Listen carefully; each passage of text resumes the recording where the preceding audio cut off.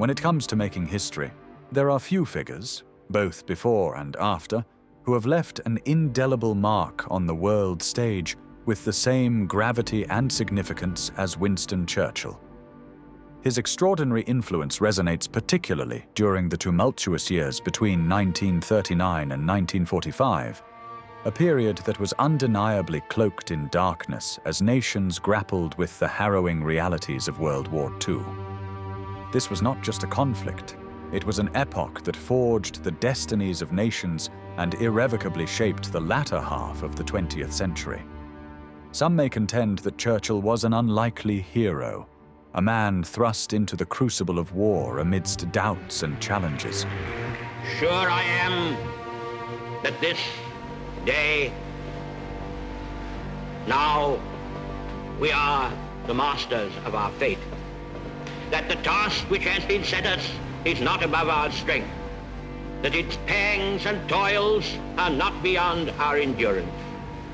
As long as we have faith in our cause and an unconquerable willpower, salvation will not be denied us.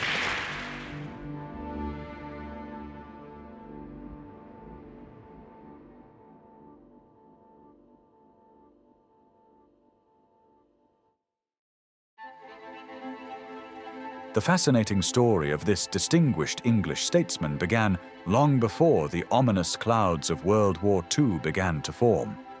It took place in Blenheim Palace, one of the nation's grandest stately homes, located near Woodstock in Oxfordshire. Blenheim has been the ancestral home of the Dukes of Marlborough since it was bestowed upon Sir John Churchill, the first Duke.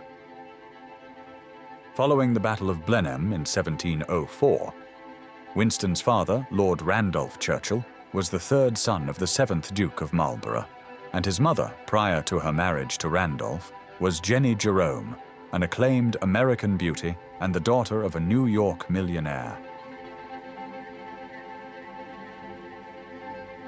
In the late 19th century, numerous American heiresses married into the British aristocracy, including Lady Nancy Astor, who became the first woman MP to sit in the Houses of Parliament. The vivacious American girls were glamorous additions to Victorian and Edwardian society, and Jenny was exceedingly popular among the highest echelons. Indeed, when Winston entered the world on the 30th of November, 1874, at the early hour of 1:30 a.m., weeks ahead of schedule, speculation arose that he may have interrupted his mother's evening at a lavish gathering in Blenheim. In true Winston fashion, when questioned about this event in his later years, he remarked that although he was present, he had no recollection of the events leading up to his arrival. As the first male offspring of a mere third son, it was deemed improbable for Winston to inherit the grand estate of Blenheim, or the illustrious title of Duke of Marlborough. However, for a fleeting 5 years in the 1890s, he stood as the heir presumptive. Ultimately, the title passed on to his cousin and lifelong confidant, yet Blenheim forever held a cherished place in Churchill's heart. From cradle to grave, quite literally. Typical of the aristocracy of that period, there was minimal interaction between parents and their children, though Winston harbored a deep admiration for his mother and yearned for her presence. His sadness over her infrequent visits was softened by the nurturing guidance of his devoted nanny, Mrs. Everest, with whom he shared a profound bond. Upon arriving at boarding school, Winston displayed a defiant and strong-willed nature, resulting in regular punishments. Nevertheless, as he grew older, he developed a lasting passion for English and history that stayed with him throughout his life.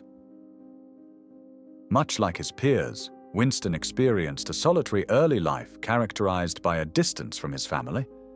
With his brother John, affectionately called Jack, being 6 years his junior, it seems unlikely that Winston had any vivid memories of a joyful childhood as he grew into adulthood. For a great leader destined to rise and command his nation amidst the turmoil of conflict, the onset of Churchill's military career was nothing short of underwhelming. After 3 grueling attempts, he finally secured a spot at Sandhurst's prestigious Royal Military Academy. Yet merely a year later, Winston emerged victorious, proudly standing 20th among a throng of 130 peers. But just as he prepared to embrace his commission, an opportunity that would whisk him away to India with the Queen's own hussars, the shadow of tragedy fell upon him as his father passed away at the heartbreakingly young age of 45. Driven by an unyielding resolve to carve out his legacy before the age of 40, little did he know that fate had something far more poignant in store. After his adventures in India, Winston Churchill set sail for the vibrant shores of Cuba, fueled by a burning curiosity to witness the fierce clash between the Spanish forces and Cuban guerrillas. This journey wasn't just a detour. It heralded the dawn of Churchill's illustrious literary career, as he was commissioned to chronicle the turbulent conflict for the Daily Graphic. Throughout his tenure in the military, Churchill immersed himself in the world of journalism, crafting captivating articles for various newspapers and serving as a war correspondent for the Morning Post, all while tirelessly penning his first seminal works. Churchill bid farewell to the army in 1899, following in the footsteps of his father to pursue a political path. He emerged as the Conservative candidate in a by-election for Oldham, yet faced defeat. That year, the war ignited between the British and the Afrikaners in South Africa. Winston swiftly resumed his role as a war correspondent and set off for the front lines. Along with publishing 2 more books focused on the Boer War, Churchill found himself transformed into a minor hero. Captured as a prisoner of war, he orchestrated a daring escape, traversing 300 miles to rejoin the fray. Now he was not just a reporter, but also making headlines, a thrilling reality he was destined to embrace. As the 20th century began to unfold, Churchill made his way back to Britain and re-entered the tumultuous arena of politics. When he took the stage in Oldham during the pivotal general election of 1900, he emerged victorious as the newly elected Member of Parliament. Even at this nascent phase of his career, Churchill exhibited extraordinary courage in defending his principles. When the time came for him to stand against his own party due to his deep convictions, he did not hesitate. Indeed, in 1904, his disagreements with the Conservatives became so pronounced that he boldly crossed the floor of the House to join the ranks of the Liberal Party. A few years later, in 1908, Winston met and fell in love with perhaps the most important person in his long and prosperous life, Clementine Hozier. They wed 6 months later in London. Churchill's rise within the Liberal Party was meteoric, culminating in his cabinet roles as President of the Board of Trade, Home Secretary, and by 1911, First Lord of the Admiralty. A relentless and polarizing figure, he faced intense political turmoil as the shadow of the First World War loomed ever closer.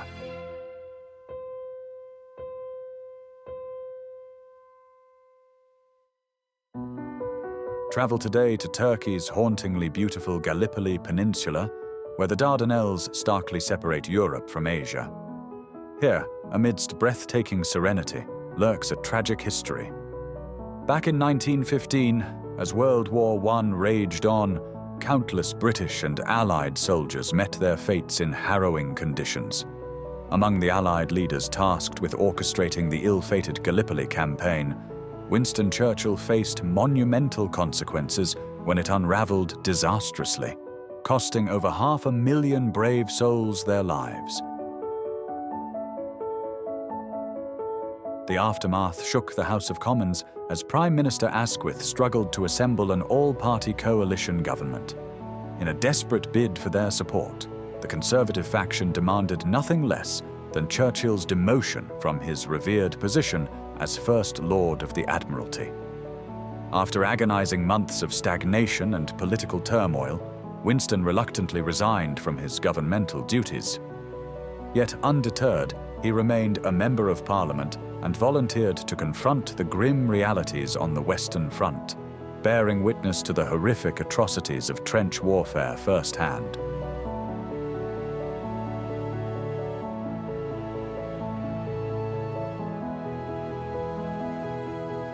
Following World War I, Churchill returned to domestic politics while remaining as vocal as ever. In 1922, as the Liberals faced internal conflicts, Winston lost his seat and was not re-elected to the House of Commons in the 1923 general election.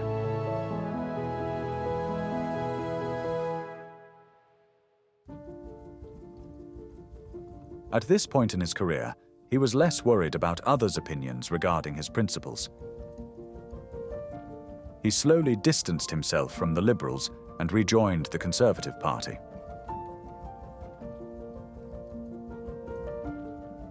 Outside of London, Winston and Clementine acquired a country retreat known as Chartwell House in Kent.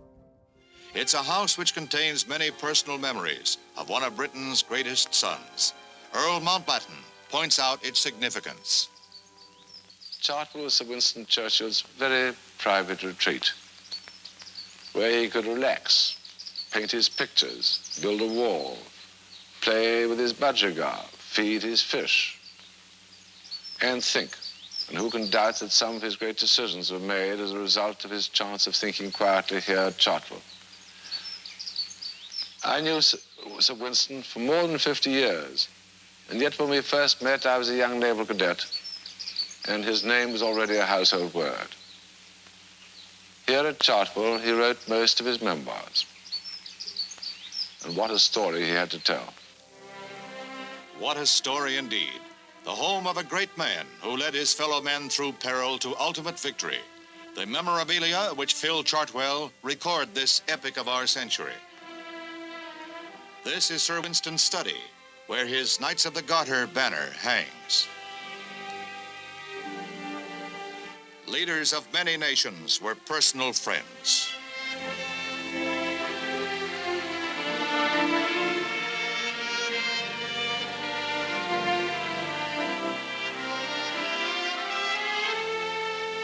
Sir Winston's library boasted hundreds of fine volumes. His own brilliant history of World War II stands on these shelves.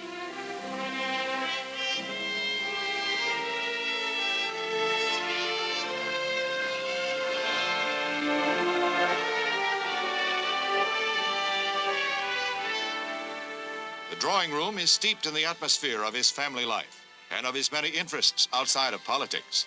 He was a racehorse owner, and his love for fine cigars and a good game of cards are common knowledge. A portrait of Lady Churchill, his wife, for 57 wonderful years. And this is Lady Churchill's bedroom.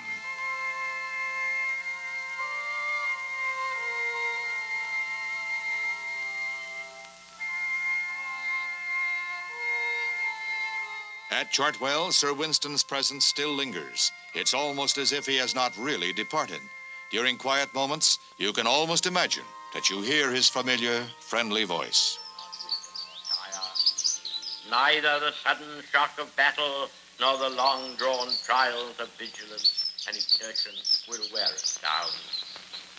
Give us the tools, and we will finish the job. He knew that for an active man, the best relaxation is a hobby. So he learned to lay bricks, building this wall, whenever he had spare time during a 7-year period.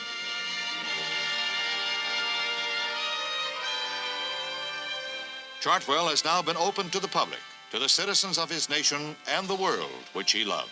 Sir Winston's memory will always be here. This home is a monument to a man greatly loved and admired. Winston and Clementine had 5 children, 1 son and 4 daughters. Tragically, one of their daughters passed away in early childhood. In politics, Churchill often encountered controversy wherever he went. Upon returning to the Conservative Party under Prime Minister Stanley Baldwin, his initial role was as Chancellor of the Exchequer, but this proved to be a disastrous appointment. Then, during the general strike of 1926, It was reported that the forthright Churchill advocated using machine guns against the striking miners. He later admired Mussolini for his steadfastness against the communists, and when the Conservative government was defeated in 1929, Winston Churchill confronted what has since been termed his wilderness years.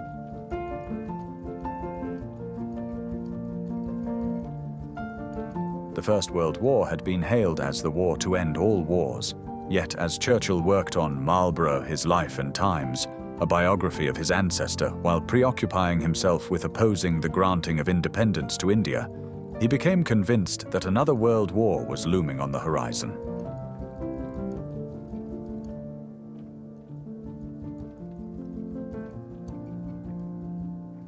On the 28th of June 1919, the Treaty of Versailles was signed in the Hall of Mirrors at the Palace of Versailles near Paris, following the end of the First World War. Defeated, Germany was compelled to accept full responsibility for the conflict, which involved significant reparations payments. It also lost extensive and valuable industrial territories redistributed to France, Belgium, Poland, Lithuania, Denmark, and Czechoslovakia.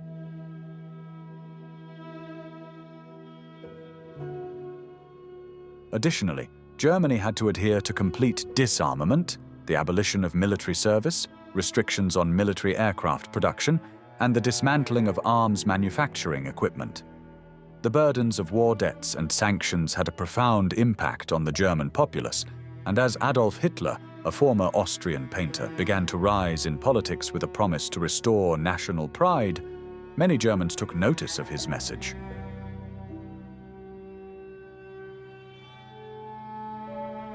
Throughout the 1930s, Hitler ruthlessly clawed his way to power, first as Chancellor of the German Reich and then as Führer, seizing the presidency to accompany his chancellorship.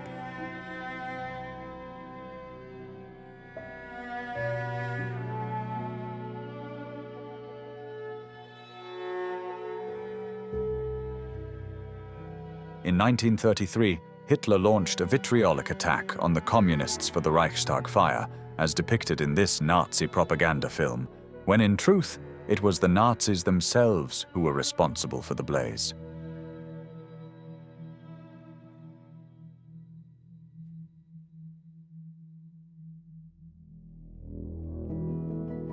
In his quest for power, Hitler systematically dismantled all opposition to his vision of a new Germany. At this early stage, anyone who criticized his regime faced imprisonment in concentration camps. Groups targeted included Jews, liberals, socialists, communists, homosexuals, gypsies, Freemasons, and even those with disabilities. A pervasive climate of fear silenced many who might have otherwise protested against Hitler's tyranny.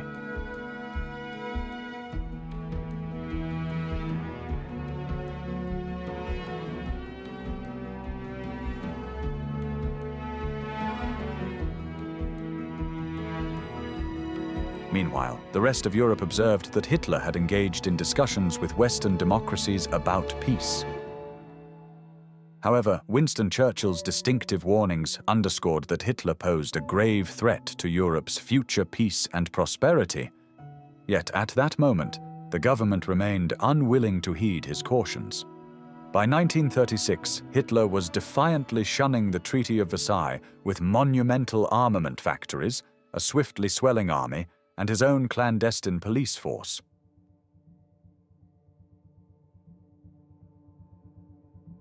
When he brazenly invaded the Rhineland, a move strictly forbidden by the Treaty of Versailles, Britain and France chose inaction, emboldening Hitler to become increasingly audacious, even forging alliances with Japan and Mussolini's Italy.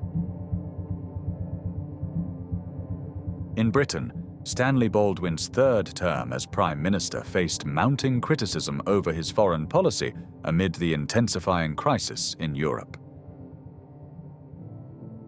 The tension at home erupted into crisis following King George V's death. His eldest son prepared for coronation as King Edward VIII, but faced a constitutional upheaval due to his wish to marry American divorcee Wallis Simpson.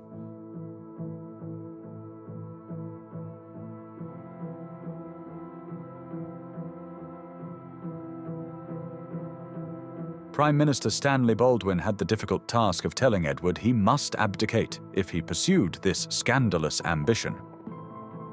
Baldwin held his position until Edward's abdication led to the ascension of his younger brother as King George VI, after which he stepped down.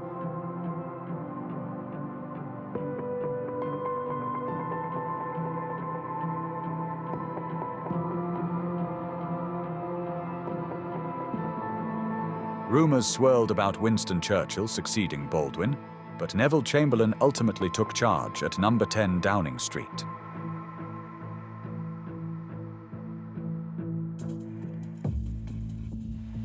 If Chamberlain was eagerly anticipating leading the nation into an era of stability, he must have felt profound bitterness as Adolf Hitler audaciously annexed neighbouring Austria in 1938.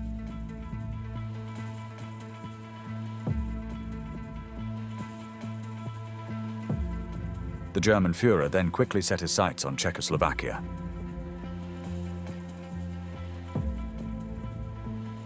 Even with such blatant provocation, Neville Chamberlain remained firmly opposed to war, opting for an appeasement policy. Nevertheless, by the autumn of 1938, Europe teetered on the brink of conflict until Chamberlain boldly flew to Germany in person to confront Hitler, striving for a peaceful resolution. Chamberlain returned to Britain, famously brandishing a resolution signed by Hitler, which he proudly claimed signified peace for our time. Sadly for Chamberlain and the rest of the world, the resolution merely implied peace for the moment, as Hitler was playing games.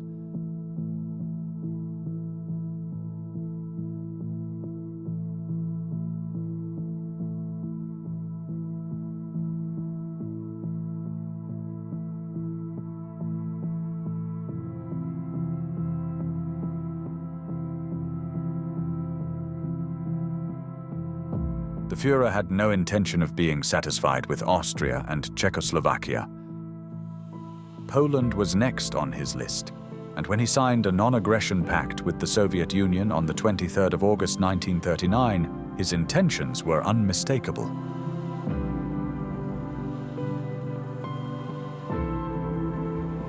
This left Britain and France with the task of stopping Hitler in his tracks, as they had promised to assist Poland if it came under attack.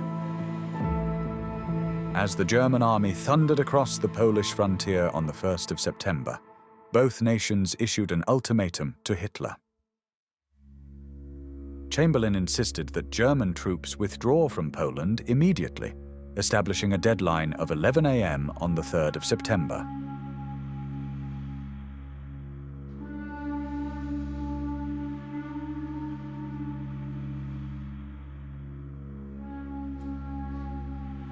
"15 minutes after the deadline had passed, there was no response from Hitler. Reluctantly, the peace-loving Chamberlain delivered a radio broadcast to inform the British public that they were now at war with Germany. No such undertaking has been received, and that consequently this country is at war with Germany." France followed suit mere hours later, and the nightmare Europe had dreaded erupted into reality. Not only would Europe suffer the catastrophic consequences of Adolf Hitler's relentless quest for power, but the entire international community was about to be ensnared in another devastating world war.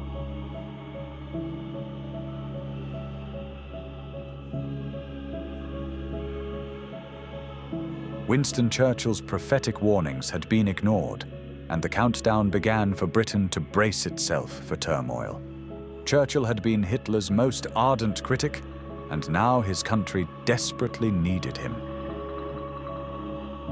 On September 3rd, when war was declared, Churchill rose from political exile, appointed First Lord of the Admiralty, echoing his pivotal role from 25 years prior in 1914.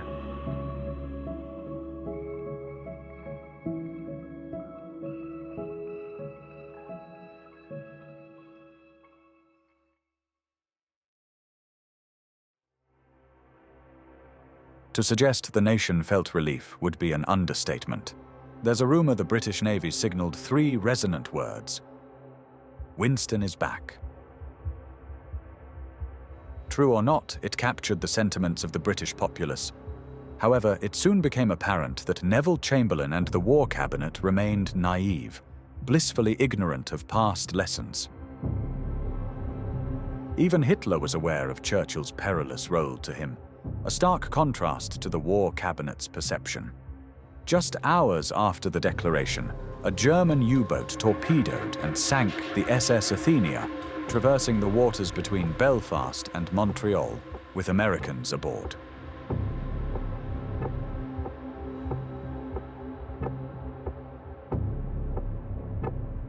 Fearing US support for Britain, the Germans spun a propaganda tale, claiming a British submarine had sunk the vessel on Churchill's orders.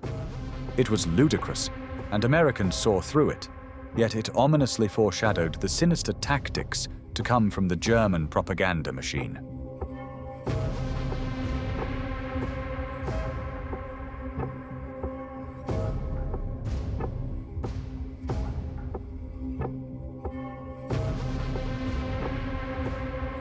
Amidst a cloud of fear and uncertainty, the early months of conflict in the autumn and winter of 1939 were strikingly anticlimactic.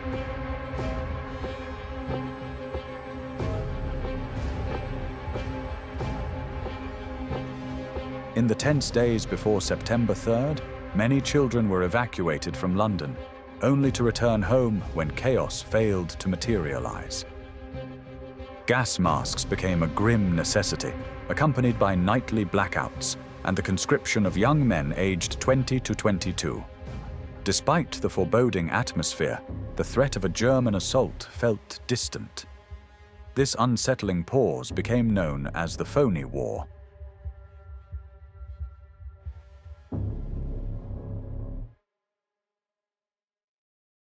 Nevertheless, Winston Churchill, a man of action, believed Hitler's next target was neutral Norway and urged the dispatch of British troops to protect the Norwegians. Once again, Chamberlain and the War Cabinet underestimated Churchill's urgency. Tragically, by the time they acted, Hitler had invaded Norway and Denmark, leaving the Allies scrambling for a response. Denmark fell swiftly while the Norwegians fought fiercely for their independence, though they were ultimately overpowered. By early 1940, Adolf Hitler was surging toward complete domination of Europe and Scandinavia, leaving Britain in tense speculation about the Führer's next move. Great Britain, an island fortress, enjoyed a strategic advantage but faced a dire risk. German U-boats prowled the waters, threatening vital supply lines and forcing the United Kingdom into a desperate struggle for self-sufficiency. Rationing began in 1940, starting with butter, sugar, and bacon. However, the spectre of scarcity soon loomed larger as meat, cheese, fresh eggs, jam, tea, breakfast cereals, and milk also fell under the grim shadow of rationing. Now that you're receiving your ration books, he tells you what you should do now and what you may have to do if the need should come. These little books may seem a bit complicated at first, but their purpose is quite simple. They mean that if, in the course of the war, we are short for a time of this or that article of food, rationing will give everyone, rich and poor alike, an equal share of all that's going. The only two things which it is now necessary to ration are bacon, which includes ham. A 1, 2.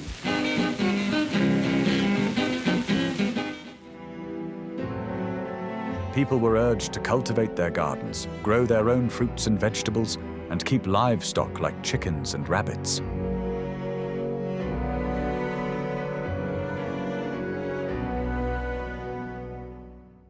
Yet, a cloud of uncertainty hung over the nation regarding Neville Chamberlain as faith in his leadership waned. As Adolf Hitler prepared to unleash his stormtroopers into the Low Countries and advance into France, tensions peaked with Chamberlain's resignation. Ironically, he battled illness, succumbing to cancer only 6 months after leaving office, while the spectre of the Nazis loomed larger over mainland Europe. The British sensed it. Only one man could rise to the monumental challenge of leadership.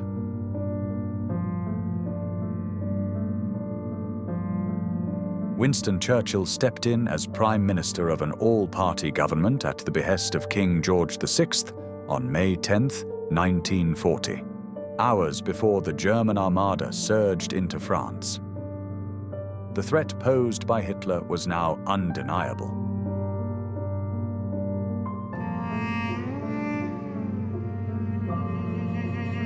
Upon ascending to the country's highest office, Churchill declared a resolute policy of no surrender.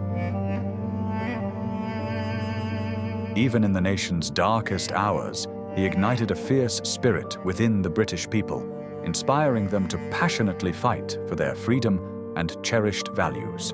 I have nothing to offer but blood, toil, tears, and sweat. Winston fervently heeded the haunting call of his heart, leading by fierce example, propelled by an unwavering resolve to obliterate Adolf Hitler and the malevolent machinations of the Nazis, giving rise to one of the most dramatic and pivotal narratives of the 20th century.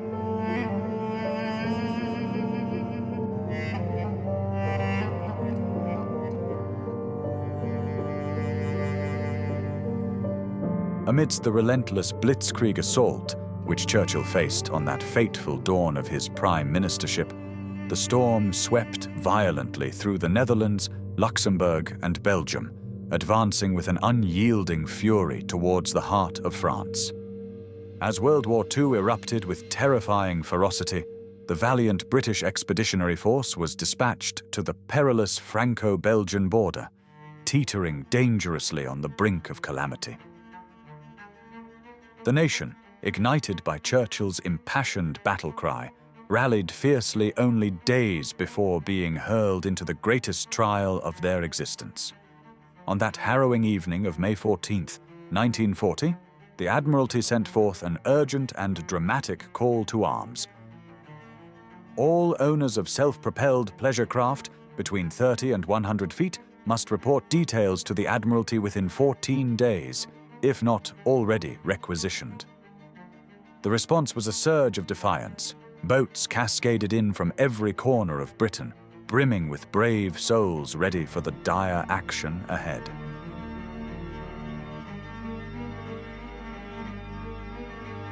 Yet despair loomed as devastating news pierced through the atmosphere. Hitler's war machine unleashed a merciless pincer movement, ruthlessly bolstered by the relentless bombardments of the Luftwaffe. The Low Countries and France crumbled like fragile glass, leaving the BEF and Allied troops ensnared.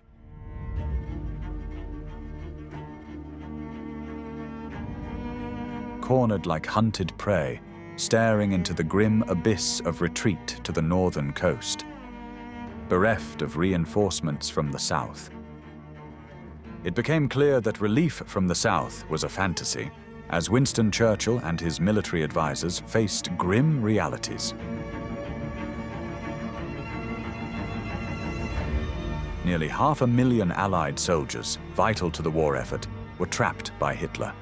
Even if they reached the northern French coast, only 45,000 could be rescued, a devastatingly small number.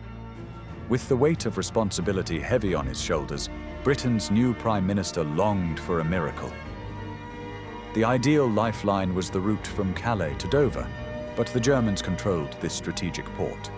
The only hope lay in Dunkirk, a far from ideal option, but with the German advance, every second was critical.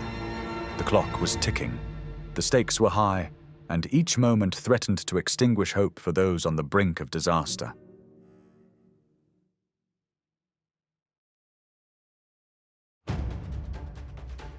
On the fateful 26th of May, Operation Dynamo was set in motion against a backdrop of chaos, aiming to evacuate the beleaguered Allied soldiers from the besieged beaches of Dunkirk. Aware that only a fraction of the stranded men could be saved, the Admiralty in London prepared for the worst. To this day, the indomitable spirit of Dunkirk is celebrated.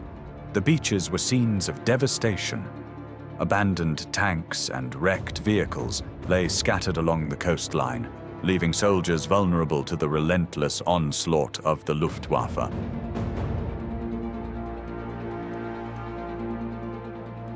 In a last-ditch plea, Vice Admiral Ramsay summoned every available small boat, envisioning a daring operation that could turn the tide. Can you get every available craft round to me within 24 hours?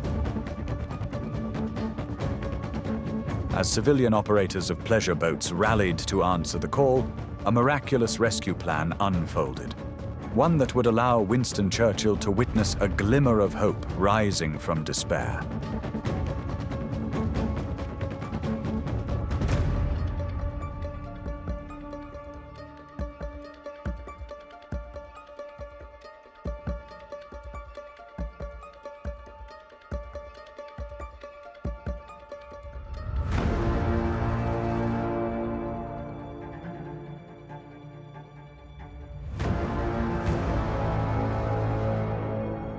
Between May 30th and June 2nd, nearly 1,000 crafts surged through turbulent waters as the brave Royal Navy heroically rescued over 330,000 men.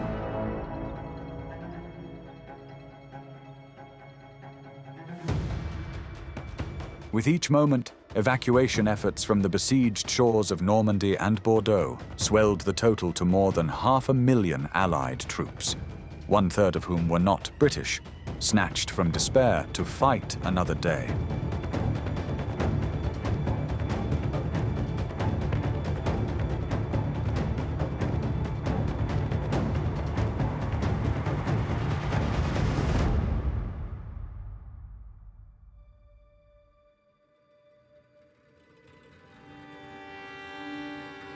The RAF played a pivotal role in the operation, valiantly shielding the rescue craft from the relentless Luftwaffe as they crossed the perilous English Channel, inflicting staggering losses on the enemy at a fearsome rate of 4-1.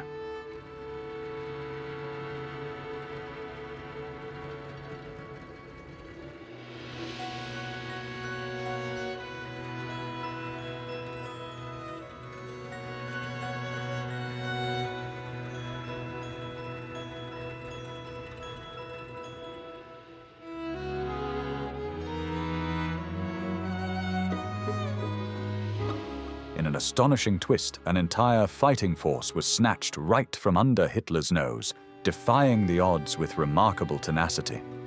Though the Germans remained in a position of power, this critical miscalculation would haunt them profoundly.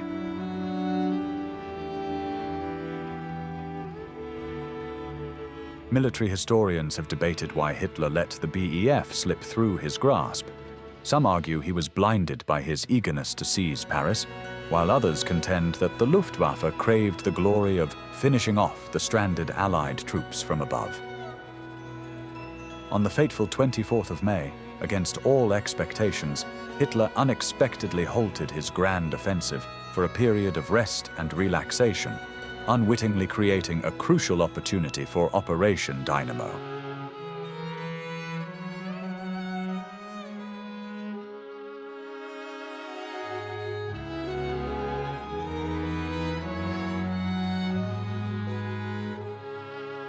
Yet, as would tragically occur on numerous occasions throughout the war, Hitler underestimated the indomitable spirit that Winston Churchill could ignite. In Dunkirk's case, the Germans likely assumed that they had the luxury of time.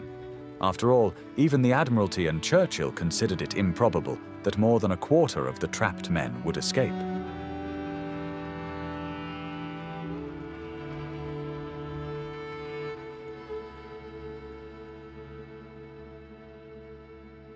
The escape from Dunkirk provided the crucial morale boost that Britain desperately needed.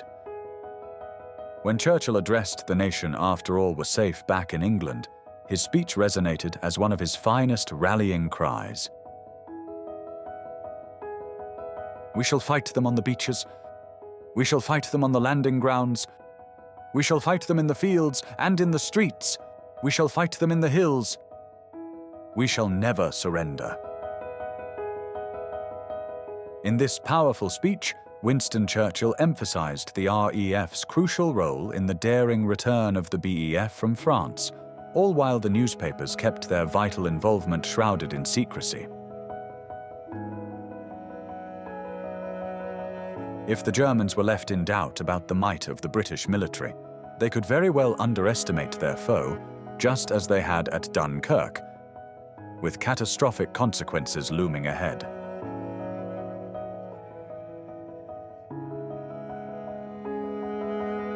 In the wake of triumphantly occupying France, Hitler shifted his gaze towards Britain, now intoxicated by the delusion of his Nazi war machine's invincibility. Yet, looming over his ambitious plans of occupation was a formidable adversary that even he recognized: the Royal Navy.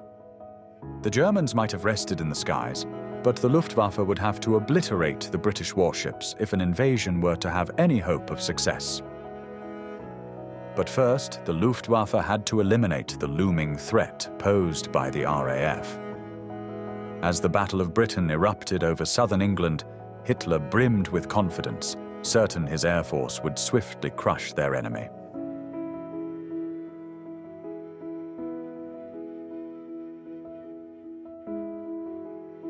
Yet again, he had overlooked the indomitable Winston Churchill factor and the raw courage of the British when all hope seemed lost. The RAF was horrendously short of fighter pilots, yet they soared into the skies with unyielding resolve to hold the Luftwaffe at bay. Still, the task was Herculean, and Hitler's pilots were just days away from obliterating the RAF, though, fortunately for the British, the Germans remained blissfully ignorant of their impending victory. Then fate, fortune, chance, call it what you will, suddenly altered the course of the battle and might well have changed the war's outcome entirely. A German bomber, relentlessly pursued by an RAF fighter pilot, found itself over London, where it unleashed its deadly cargo. In a swift response, Winston Churchill ordered bombing raids on German cities, convinced that Hitler had directed the assault on London.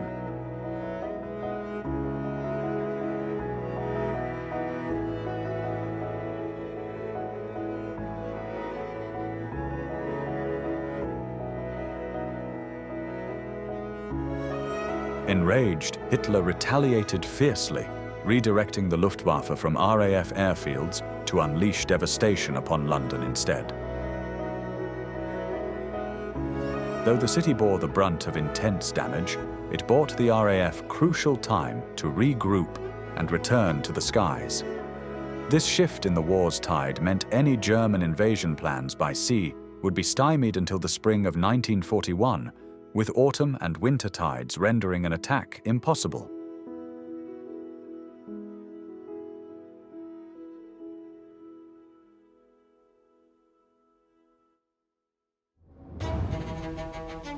If Winston Churchill had felt his first months as wartime Prime Minister were a baptism of fire, he now confronted the harrowing reality of watching London burn.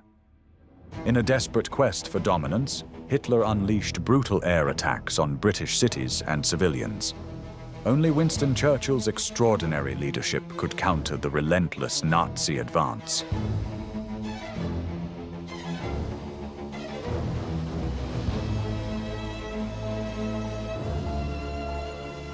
Nights turned harrowing as the Luftwaffe's bombing raids, known as the Blitz, drove terrified residents into cramped air raid shelters, where they grabbed fleeting moments of sleep.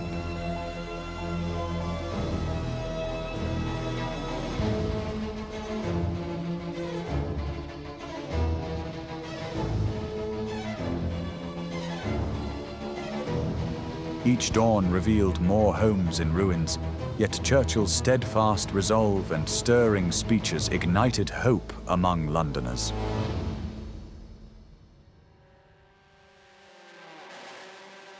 Beyond London, dark shadows hovered over Coventry, Plymouth, Birmingham, Portsmouth, Southampton, Manchester, and Sheffield. But the unyielding spirit of the British people remained strong, defying despair. As the dawn of 1941 broke, Winston Churchill stood resolute, rallying the nation against a relentless enemy. The shadows of the Blitz loomed large, marking the somber loss of 40,000 lives and casting over 1 million into despair. Though Hitler's ambitions to obliterate the RAF and conquer Britain had crumbled, by May 1941, his gaze shifted ominously eastward, fixating on Russia. As the death toll soared, the Blitz began to wane, with 2/3 of the German military diverted to the Eastern Front to unleash havoc upon the Russians. Following the crushing defeats of Mussolini and the Italian army across Greece and North Africa, the Germans faced an overwhelming scramble to spread their grasp. Thus, the invasion of Britain would have to be postponed. As 1941 progressed, Hitler's ambitions crumbled under the weight of reality, mirroring Napoleon's disastrous campaign in the 19th century. The relentless Russian winter brutalized any hopes for a swift advance on the Eastern Front towards Moscow. Thousands of brave German troops found themselves stuck in a desperate stalemate.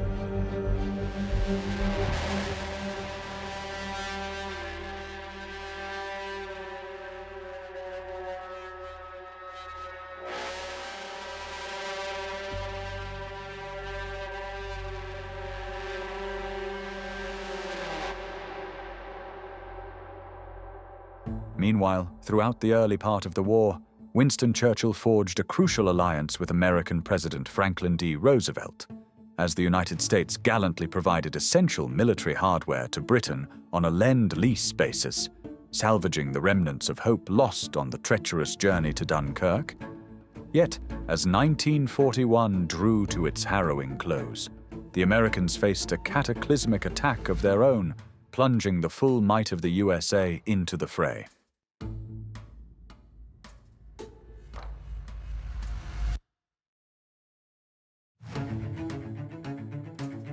On that fateful day, December 7th, 1941, the Japanese unleashed a thunderous air raid on the American fleet at Pearl Harbor, leaving devastation in its wake.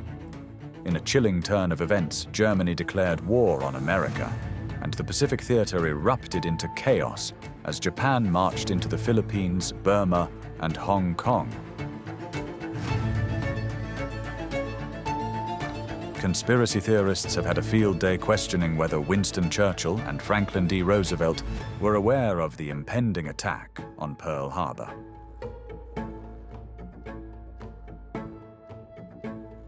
The Americans' entry into the war emboldened Churchill, and the ruthless aggression of the Japanese left Roosevelt with little opposition in committing the USA to this colossal global conflict.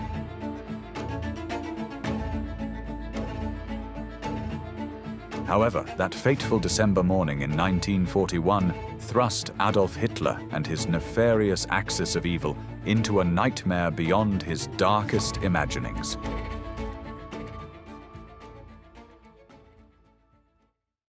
For the resilient people of Britain, under Churchill's rallying cry, 1942 shone with the promise of a brighter dawn. Yet, amidst the flicker of hope, hardships escalated on the home front, where clothes and food were now rationed. Even so, the influx of American manpower, money, and military might ignited a fierce determination that Hitler could finally be halted in his relentless advance. Without a doubt that the fate of Holland and Belgium, like that of Poland, Czechoslovakia, and Austria, will be decided by the victory of the British Empire and the French Republic. In this impending confrontation, the world held its breath as destiny hung in the balance. As the months dragged on, the chilling realities of the German concentration camps emerged, igniting a fierce determination among the Allies. With grim resolve, the tide of war began to shift against the tyrannical grip of Hitler.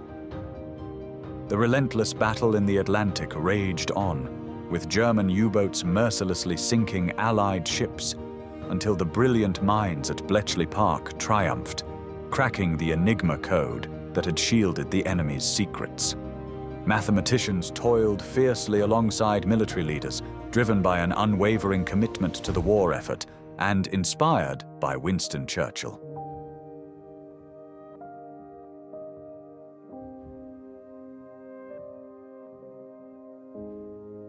Every inch was fiercely contested in intense battles both on the front lines and the home front. Breakthroughs erupted with Field Marshal Montgomery's audacity in North Africa, while the Russians launched a fierce counteroffensive at Stalingrad. Throughout this tumultuous period, Winston Churchill emerged as a beacon of hope. He braved the bombed-out cities and rallied the troops in battle, undeterred by the peril surrounding him. A man of the people, he stood resolutely beside them, embodying resilience. Wherever he led, the British people were ready to follow into the fray.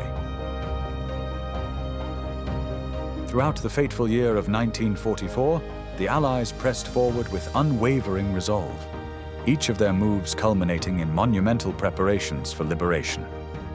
At dawn on June 6th, the combined might of Allied forces set sail from the shores of England, poised to storm the beaches of France in the legendary D-Day, where an astonishing fleet of 6,500 vessels braved tumultuous waters to carry 130,000 brave souls undetected by the German war machine.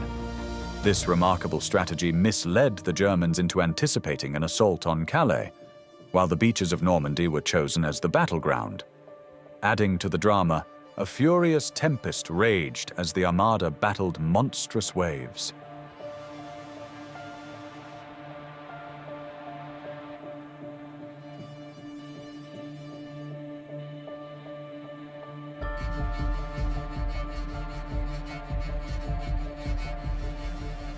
Yet the Germans foolishly underestimated their opponents, presuming the Allies would never dare to execute such a bold incursion amidst horrible storms.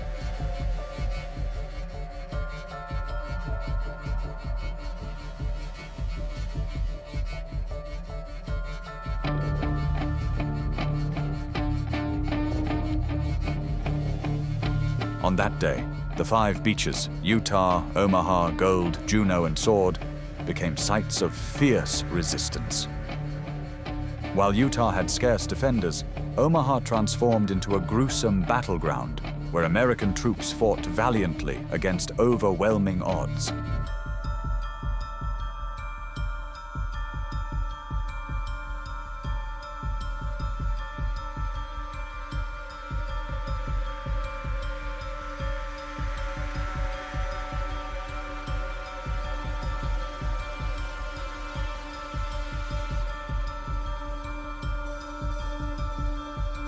The struggle for liberation culminated only in August, with the quest to vanquish the Germans and reach Berlin promising to be a harrowing endeavor. Fatefully, the relentless Russians claimed Berlin first, sealing Adolf Hitler's grim fate as he met his end in his bunker on April 30th, 1945. A chilling testament to the downfall of tyranny.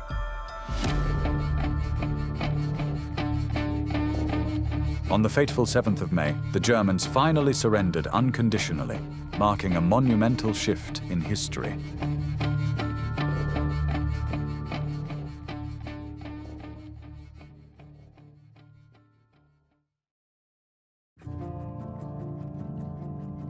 The war in Europe had reached its chilling end, and the very next day, as the people of Britain erupted into fervent victory celebrations, Winston Churchill found himself at the epicenter of a nation's heartfelt gratitude for the long-awaited peace.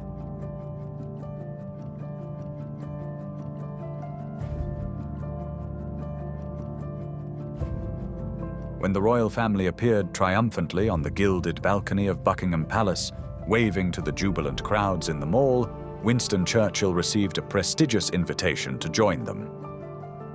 With his iconic V for Victory sign and larger-than-life presence, he expertly guided Britain from the bleakest shadows of war into a resplendent new world.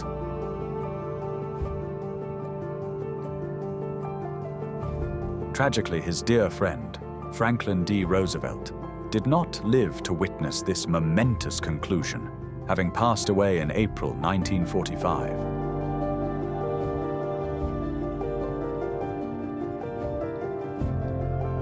At long last, World War II had ceased, but for Churchill, the notion of retirement was an unimaginable luxury he could not contemplate.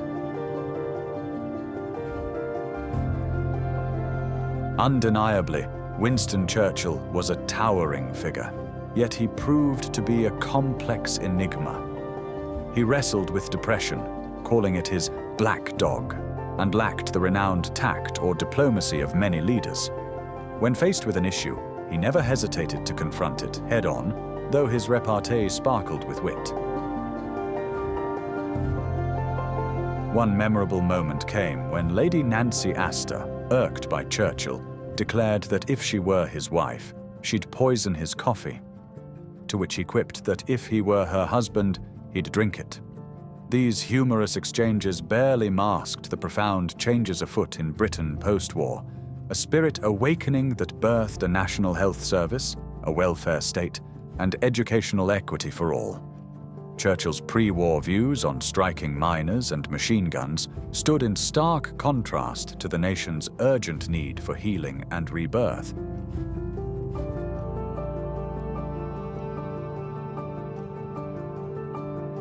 In the tumultuous general election of 1945, he faced a staggering defeat at the hands of Clement Attlee and the Labour Party. Winston Churchill returned to Downing Street as Prime Minister in 1951, yet the inexorable march of time weighed heavily upon his shoulders.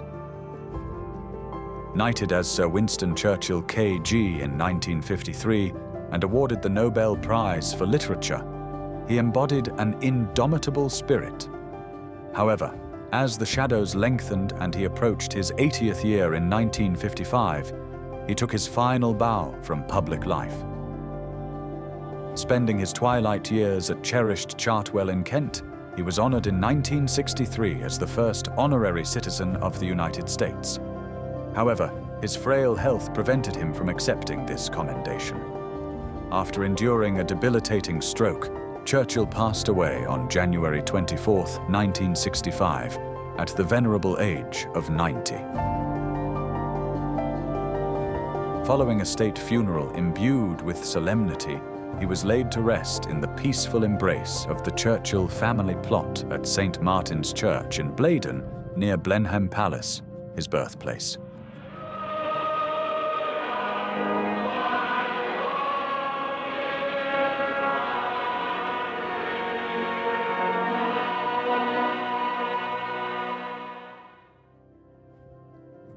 The saga of World War II defined Sir Winston Churchill's finest hour.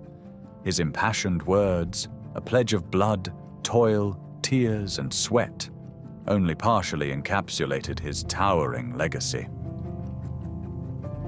The BBC poll in 2002 named him the greatest Briton ever, a testament to the truth that unexpected heroes can remain forever in the hearts of generations, having etched their names into the annals of history rather than merely traversing its pages.